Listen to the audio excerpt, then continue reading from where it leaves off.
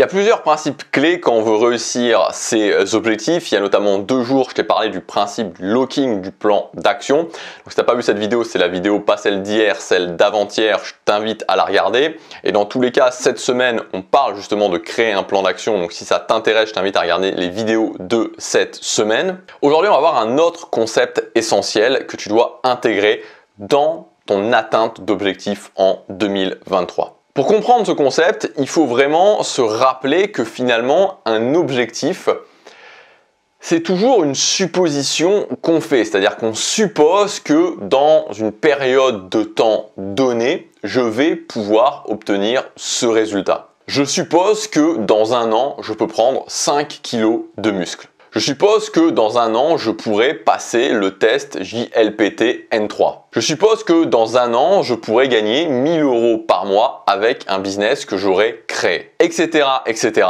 L'objectif que vous allez vous fixer, c'est une supposition. Et si c'est une supposition, ça veut dire qu'on ne peut jamais en être sûr à 100%.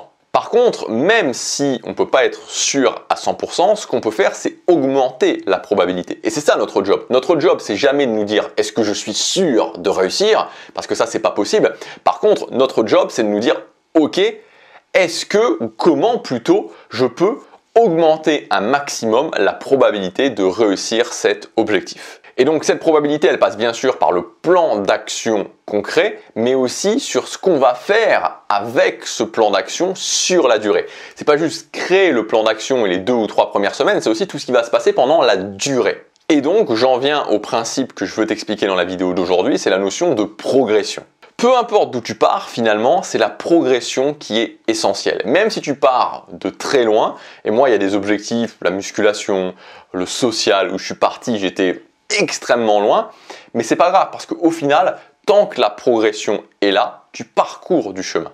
Donc, par rapport à ton objectif, l'objectif que tu vas te fixer pour l'année 2023, comment tu peux établir cette progression? Premièrement, ce qui est important, même si on pourrait penser que c'est pas forcément lié, mais ça va être lié à la notion de progression, c'est évidemment la qualité des actions que tu prends. Est-ce que les actions que tu prends pour atteindre ton objectif sont les meilleures actions? C'est-à-dire, est-ce que tu n'es pas en train d'être dans de la périphérique, dans des choses qui ne vont pas être forcément le plus essentiel, mais que tu arrives à prendre les meilleures actions? Ça, c'est la première chose pour cette progression. La deuxième chose pour progresser, ça va être évidemment la notion de régularité et donc trouver le sweet spot, donc on pourrait dire le point d'équilibre entre ma vie telle qu'elle est actuellement, avec les obligations que je peux avoir, la vie familiale que je peux avoir éventuellement, et justement ma capacité à être régulier. Parce qu'encore une fois, pour la progression, ça c'est vraiment une base, la régularité est la base de la progression pour n'importe quel objectif. Et donc il faut pouvoir trouver ce point de régularité où je suis capable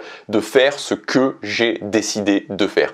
Si je suis pas capable de faire ce que j'ai décidé de faire et que j'ai trop de choses à faire, j'ai trop de choses dans ma vie et que ça ne fonctionne pas, voilà, j'aurai forcément des problèmes en termes de progression.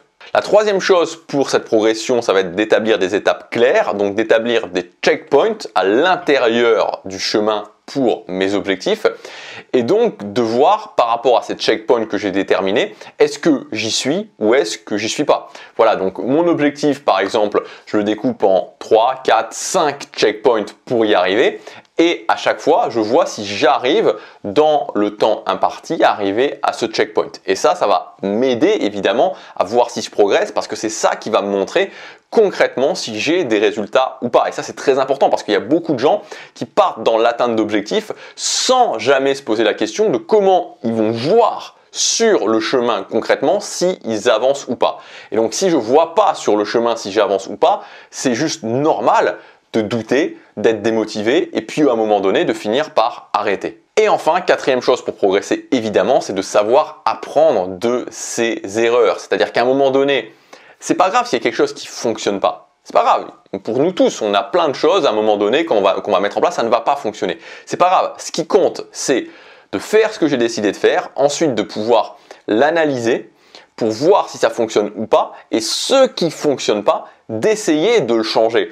quelque chose qui ne fonctionne pas une fois, peut-être que la deuxième fois que je vais le changer, ça va toujours pas fonctionner. Peut-être que la troisième fois, ça va toujours pas fonctionner, mais la quatrième fois, ça va fonctionner. Et donc c'est ça qui est important, de pouvoir noter ce qui ne fonctionne pas et donc ensuite de le changer, ou en tout cas d'essayer de mettre quelque chose de nouveau pour le changer. Parce que faut toujours se rappeler cette phrase, moi qui avait été une révélation d'Anthony Robbins, c'est valable pour les objectifs, c'est valable pour la vie en général. Si je fais ce que j'ai toujours fait, j'obtiendrai toujours ce que j'ai toujours obtenu. Et donc si pour mes objectifs, j'ai quelque chose qui ne fonctionne pas et que je continue à faire cette chose qui ne fonctionne pas, bah, ça va continuer à ne pas fonctionner. Si je vais à la salle de musculation, que je fais mon entraînement, que cet entraînement ne fonctionne pas, ou qu'il y a quelque chose dans mon plan d'action qui ne fonctionne pas et que je ne change rien, ça va continuer à ne pas fonctionner. Donc voilà, si tu veux aller plus loin, je te rappelle que jusque dimanche, tu peux accéder à ma grande formation, le CAP, où je vais t'expliquer en détail comment mettre en place un plan d'action, tenir ce plan d'action, mesurer ce plan d'action, voir exactement si tu avances ou pas. Et avec cette formation, tu accéderas aussi à mon grand outil, ma ressource, la tour de contrôle. Et cette ressource, c'est un outil au format Excel qui va te permettre à la fois